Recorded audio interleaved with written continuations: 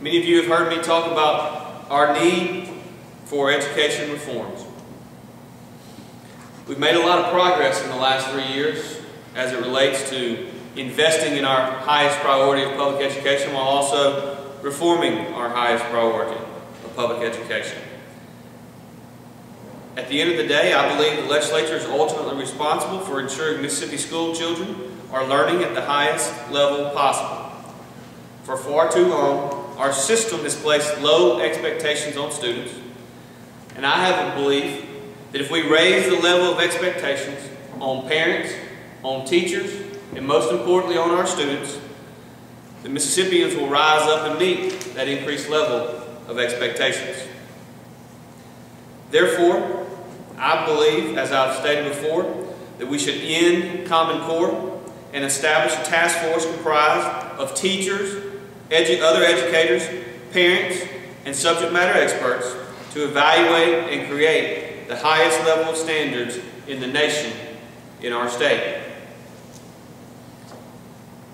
Recently, some members of the State Board of Education have come and asked us to consider the way in which we calculate district funding using student attendance. When you look at our adequate education funding formula, it was put in effect almost 20 years ago, and like any government program, it should not be immune from review. And so I'm going to join our friends at the Department of Education in supporting using quarterly enrollment to accurately measure how many students each district is serving. This is the argument about average daily attendance versus average daily membership.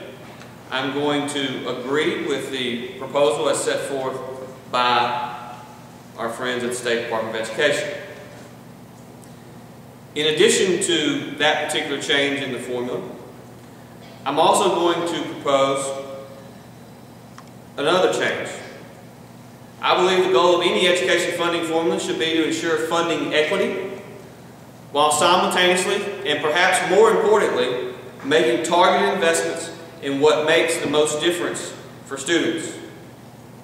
Currently, our funding formula is based on the spending habits of C-level districts. C-level districts that are in many instances considered average. We have seen, it is a fact, that over the past 5 years, these C-level districts have spent more on administration and less on instruction. I believe that if we want our students to compete nationally and even internationally, we must admit that C-rated school districts are not a strong enough benchmark. Therefore, I am going to propose that base student costs should be calculated using A and B rated districts per pupil expenditures rather than C districts. The one constant that we see on A and B districts is they tend to spend a much higher percentage on instruction and a much lower percentage on administration. This is consistent with my view that we need to invest more money in the classroom and less money at the district office. The best way for us to get every kid to have a quality education is for there to be a quality teacher in every classroom. And the best way for us to ensure there's a quality teacher in every classroom is to continue to increase the funding in the classroom.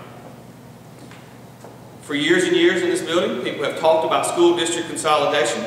Over the last 3 years, your legislature has actually done school district consolidation. We've reduced by 7 the total number of districts, again ensuring that we're more efficient in the way in which we spend scarce resources.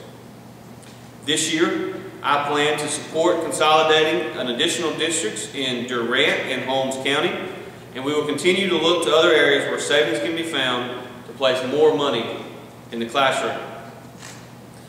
Many of you have heard me say this before, and I'm going to say it again. Every reform that we talk about in public education is based upon one simple fundamental view. I believe It should not matter what a kid's zip code is, nor should it matter what a kid's mom and dad do, or in some instances don't do, for a living. Every kid in Mississippi deserves an opportunity for success. And that's why I am a strong proponent of school choice and have successfully fought for public charter schools and for clarity in the school rating system. This year, I will again support the rights of parents to find the best academic environment for their special needs children. Mississippi graduates just barely over 20% of special needs students. That statistic is shameful, and I support parents with special needs children in their efforts to customize education to the needs of their child.